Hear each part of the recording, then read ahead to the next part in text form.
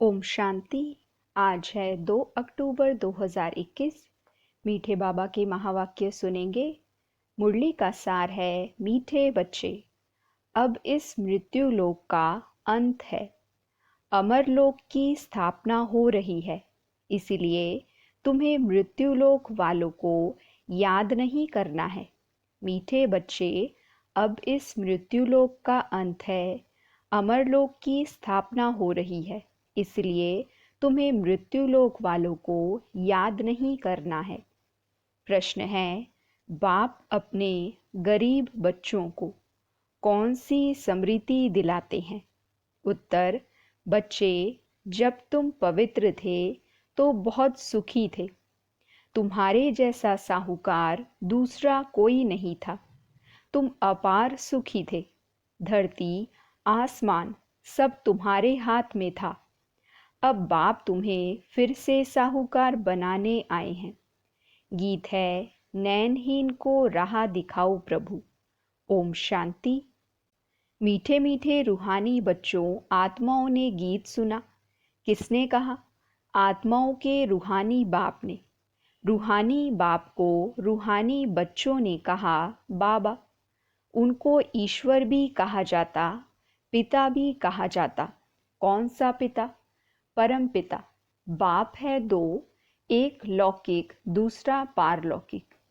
लौकिक बाप के बच्चे पारलौकिक बाप को पुकारते हैं, हे बाबा। बाबा का नाम शिव। वह शिव निराकारी पूजा जाता है। उनको कहा जाता है सुप्रीम फादर। लौकिक बाप को सुप्रीम नहीं कहा जाता। ऊंचते ऊंच सभी आत्माओं का बाप एक ही है। सभी जीव आत्माएं उस बाप को याद करती हैं। आत्माएं यह भूल गई हैं कि हमारा बाप कौन है। पुकारते हैं, ओ गॉड फादर, हम नैनहीन को नैन दो तो हम अपने बाप को पहचाने। भक्ति मार्ग में हम अंधे बन ठोकरें खाते रहते हैं। अब इन ठोकरों से छुड़ाओ। बाप ही कल्प कल्प आकर भारत को हेवन बनाते हैं। अब कलयुग है, सतयुग आने वाला है। कलयुग और सतयुग के बीच को संगम कहा जाता है। यह है पुरुषोत्तम संगम। बेहद का बाप आकर जो भ्रष्टाचारी बन गए हैं, उन्हों को श्रेष्ठाचारी पुरुषोत्तम बनाते हैं। लक्ष्मी नारायण पुरुषोत्तम थे। लक्ष्मी नारायण की डिनेस्टी का राज्य था। यह बाप आकर स्मृति दिलाते हैं।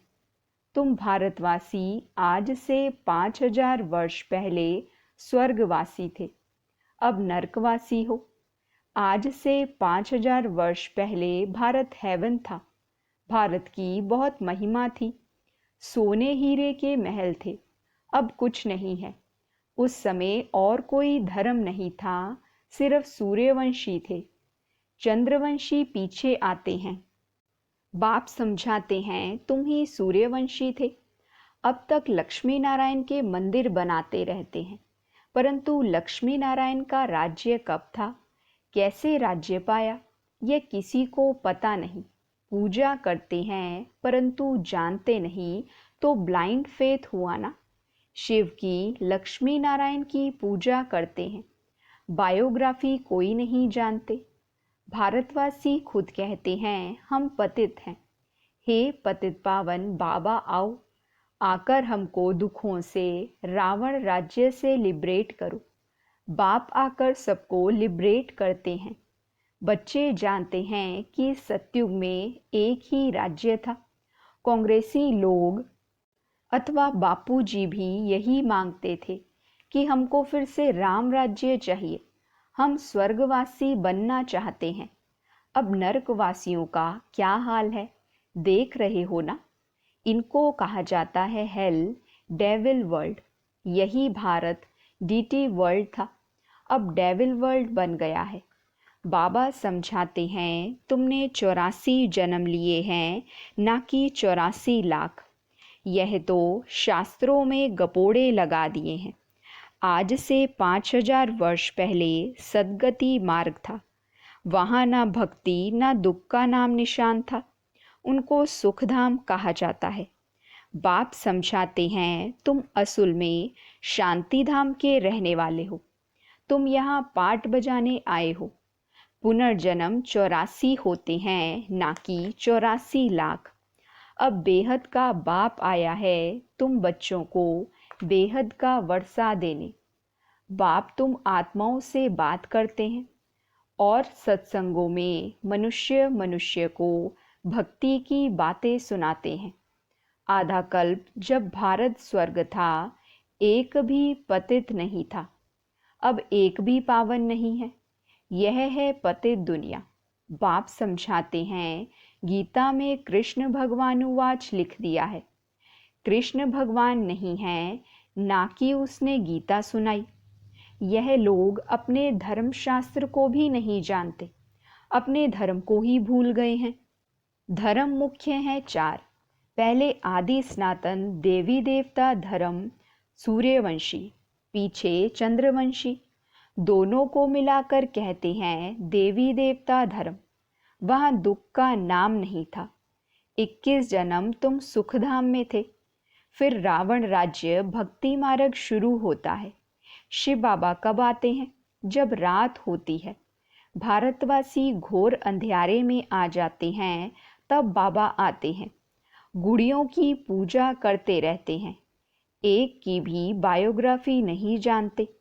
भक्ति मार्ग में अनेक धक्के खाते हैं, तीर्थों पर जाओ फेरा लगाओ, कोई प्राप्ति नहीं है। बाप कहते हैं, मैं आकर तुमको ब्रह्मा द्वारा यथार्थ ज्ञान सुनाता हूँ। पुकारते हैं कि हमको सुखधाम और शांतिधाम की राह बताओ। बाप कहते हैं, आज से 5000 वर्ष पहले हमने तुम्हें बहुत साहूकार बनाया था। इतना धन दिया, फिर कहाँ गवाया? तुम कितने साहूकार थे। भारत कौन कहलावे? भारत ही सबसे ऊंच से ऊंचा खंड था। वास्तव में सबका यह तीर्थ है, क्योंकि पतित पावन बाप का बर्थ प्लेस है। जो भी धर्म वाले हैं, सभी की बाप आकर सद्गति करते हैं। जब रावण का राज्य सारी सृष्टि में है, सिर्फ लंका में नहीं। जब सूर्यवंशी राज्य था, तब यह विकार नहीं थे। भारत वाइसलेस था, अब विशेष है। सब नरकवासी हैं। सतयुग में जो देवी संप्रदाय थे, वह फिर 84 जन्म भोग आसुरी संप्रदाय बने हैं, फिर दैवी संप्रदाय बनने हैं। भारत बहुत साहूकार था, अब गरीब बना है, इसलिए भीख मांग रहे हैं। बाप तुम गरीब बच्चों को समृद्धि दिलाते हैं। बच्चे, तुम कितने सुखी थे। तुम्हारे जैसा सुख किसी को मिल नहीं सकता। धरती आसमान सब तुम्हारे हाथों में था। शास्त्रों में कल्प की आयु लंबी बताकर सभी को कुंभकर्ण की आसुरी नींद में सुला दिया है। यह भारत शिव बाबा का स्थापन किया हुआ शिवालय था। वहाँ पवित्रता थी। उस नई दुनिया में देवी देवता राज्य करते थे। मनुष्य तो यह भी नहीं जानते कि राधे कृष्ण का आपस में क्या संबंध है। दोनों अलग अलग राजधानी के थे, फिर स्वयंवर के बाद लक्ष्मी नारायण बने। यह ज्ञान कोई मनुष्य मात्र में नहीं है। स्पिरिचुअल नॉलेज सिर्फ एक बाप ही देते हैं। अब बाप कहते हैं, आत्म अभिमानी बनो। मुझ अपने परम पिता को याद करो। याद से तमो प्रधान से सतो प्रधान बन जाएंगे। तुम यहाँ आते हो मनुष्य से देवता अथवा पतित से पावन बनने। अब यह है रावण राज्य। भक्ति में रावण राज्य शुरू होता है। सब भक्ति करने वाले रावण के पंजे में है। सारी दुनिया 5 विकारों रूपी रावण की कैद में है, शोक वाटिका में है। बाप आकर सबको लिबरेट कर गाइड बन साथ ले जाते हैं। उसके लिए यह महाभारत लड़ाई है, जो 5000 वर्ष पहले लगी थी। अब बाप फिर से स्वर्ग बना रहे हैं। ऐसे नहीं जिनको बहुत धन है वह स्वर्ग में है, अभी है ही नर्क। पतित पावन बाप को कहा जाता है। ना कि नदी को। यह सब है भक्ति मार्ग। यह बातें बाप ही आकर समझाते हैं। अब यह तो जानते हो, एक है लौकिक बाप, दूसरा है पारलौकिक, तीसरा है अलौकिक। अब पारलौकिक बाप शिव बाबा ब्रह्मा द्वारा ब्राह्मण धर्म स्थापन करते हैं। ब्राह्मणों को देवता बनाने के लिए राजयोग सिखलाते हैं। आत्मा ही पुनर्जन्म लेती है। आत्मा ही कहती है मैं एक शरीर छोड़ दूसरा लेती हूँ। बाप कहते हैं अपने को आत्मा समझ मुझ बाप को याद करो तो तुम पावन बनेंगे। कोई भी देहधारी को याद नहीं करो। अब मृत्युलोक का अंत है, अमरलोक की स्थापना हो रही है। बाकी सब अनेक धर्म खल्लास हो जाएंगे। सतयुग में एक ही देवी देवता धर्म था, फिर चंद्रवंशी राम सीता त्रेता में थे। तुम बच्चों को सारे चक्र की याद दिलाते हैं। शांति धाम और सुखधाम की स्थापना बाप ही करते हैं। मनुष्य मनुष्य को सद्गति दे नहीं सकते। वह सब हैं भक्ति मार्ग के गुरु। अभी तुम हो ईश्वरीय संतान, बाबा से राज्य भाग्य ले रहे हो। यह राजधानी स्थापन हो रही है। प्रजा तो बहुत बननी है। कोटों में कोई राजा बनते हैं। सतयुग को कहा जाता है फूलों का बगीचा, अब है कांटों का जंगल। रावण राज्य बदल रहा है, विनाश होना है। यह ज्ञान अब तुमको मिल रहा है। लक्ष्मी नारायण को यह ज्ञान नहीं रहता, प्राय लोप हो जाता है। भक्ति मार्ग में बाप को कोई भी यथार्थ नहीं जानते। बाप है रचयिता। ब्रह्मा विष्णु शंकर भी रचना है। सर्वव्यापी कहने से वर्षे का हक खत्म हो जाता है। बाबा आकर सबको वर्षा देते हैं। 84 जन्म वही लेते हैं जो पहले पहले सतयुग में आते हैं। क्रिश्चियन लोग करके 40 जन्म लेते होंगे। एक भगवान को ढूंढने के लिए कितने धक्के खाते हैं। अब तुम धक्के नहीं खाएंगे। एक बाप को याद करो तो तमो प्रधान से सतो प्रधान बन जाएंगे। यह है यात्रा। यह है गॉडफादरली यूनिवर्सिटी। तुम्हारी आत्मा पढ़ती है। साधु संत कह देते आत्मा निर्लेप है, लेकिन आत्मा ही कर्मों अनुसार दूसरा जन्म लेती है। आत्मा ही अच्छा व बुरा कर्म करती है। इस समय कलयुग में तुम्हारे कर्म विकर्म होते हैं। सतयुग में तुम्हारे कर्म अकर्म होते हैं। वहाँ विकर्म होता नहीं। वह है पुण्य आत्माओं की दुनिया। अच्छा, मीठे मीठे सिकिलदे बच्चों प्रति माता पिता बाप दादा का याद प्यार और गुड मॉर्निंग। रूहानी बाप की रूहानी बच्चों को नमस्ते। हम रूहानी बच्चों की रूहानी बाप दादा को नमस्ते, गुड मॉर्निंग, शुक्रिया बाबा, शुक्रिया। वहाँ मेरा भाग्य, वहाँ मेरे भाग्य विधाता बाबा। धारणा के लिए मुख्य सार है। पहली पॉइंट, एक बाप से बेहद का वर्षा लेना है। श्रेष्ठ कर्म करने हैं। जब बाप मिला है तो किसी भी प्रकार के धक्के नहीं खाने हैं। दूसरी पॉइंट, बाप ने जो समृद्धि दिलाई है उसे समृद्धि में रख अपार खुशी में रहना है। कोई भी देहधारी को याद नहीं करना है।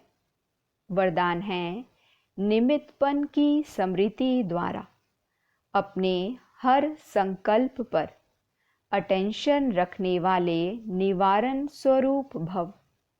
निमित्तपन की समृद्धि द्वारा अपने हर संकल्प पर अटेंशन रखने वाले निवारण स्वरूप भव। डिटेल है, निमित्त बनी हुई आत्माओं पर सभी की नज़र होती है, इसलिए निमित्त बनने वालों को विशेष अपने हर संकल्प पर अटेंशन रखना पड़े। अगर निमित्त बने हुए बच्चे भी कोई कारण सुनाते हैं तो उनको फॉलो करने वाले भी अनेक कारण सुना देते हैं। अगर निमित्त बनने वालों में कोई कमी है तो वे छिप नहीं सकती। इसलिए विशेष अपने संकल्प, वाणी और कर्म पर अटेंशन दे निवारण स्वरूप बनो। स्लोगन है, ज्ञानी तू आत्मा वह है जिसमें अपने गुण व विशेषताओं का भी अभिमान ना हो। ज्ञानी तू आत्मा वह है जिसमें अपने गुण व विशेषताओं का भी अभिमान ना हो। आगे हैं मातेश्वरी जी के अनमोल महावाक्य। मनुष्य की एम ऑब्जेक्ट क्या है, उसे प्राप्त करने का यथार्थ तरीका। मम्मा कहते, हर एक मनुष्य को यह सोचना ज़रूरी है, अपनी अच्छी जीवन बनाने के लिए क्या उचित है। मनुष्य की लाइफ किस लिए है, उसमें क्या करना है। अब अपनी दिल से पूछें कि वो मेरी जीवन में परिवर्तन हो रहा है। मनुष्य जीवन में पहले तो नॉलेज चाहिए, फिर इस जीवन की एम ऑब्जेक्ट क्या है। यह तो ज़रूर मानेंगे कि इस दुनिया को सर्वदा सुख और शांति चाहिए। क्या अभी वो मिल रही है? इस घोर कलयुग में तो दुख अशांति के सिवाय और कुछ है ही नहीं। अब सोचना है सुख शांति मिलेगी कैसे। सुख और शांति यह दो शब्द जो निकले हैं वो ज़रूर इसी दुनिया में कब हुए होंगे, तभी तो इन चीज़ों की मांगनी करते हैं।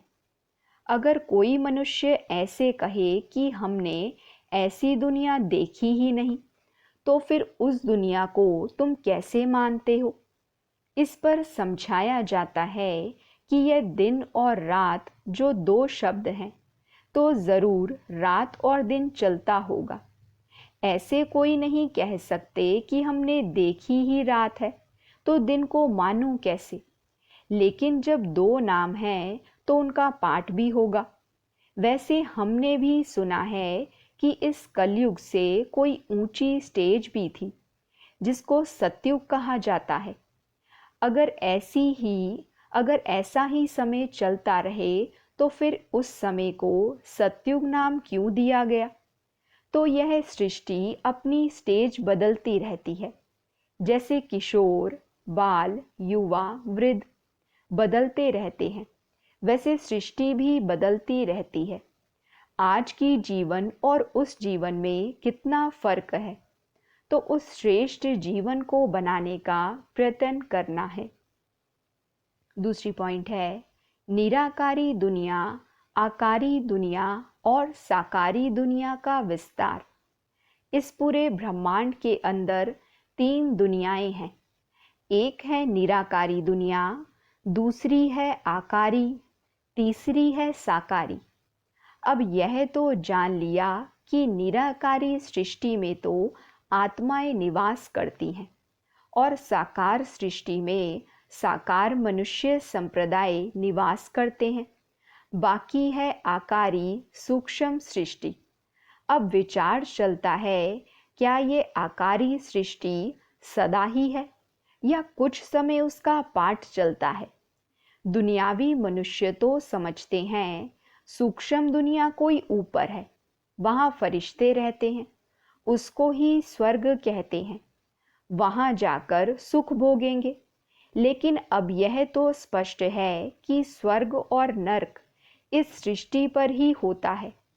बाकी यह जो सूक्ष्म आकारी सृष्टि है, जहाँ शुद्ध आत्माओं का साक्षात्कार होता है, वो तो द्वापर से लेकर शुरू हुए हैं। जब भक्ति मार्ग शुरू होता है तो इससे सिद्ध है निराकारी सृष्टि और साकारी सृष्टि सदा है ही है। बाकी सूक्ष्म दुनिया सदा तो नहीं कहेंगे, उसमें भी खास ब्रह्मा, विष्णु, शंकर का साक्षात्कार इसी समय हमको होता है, क्योंकि इसी समय परमात्मा तीन कर्तव्य करने के लिए तीन रूप रचते हैं। अच्छा, ओम शांति।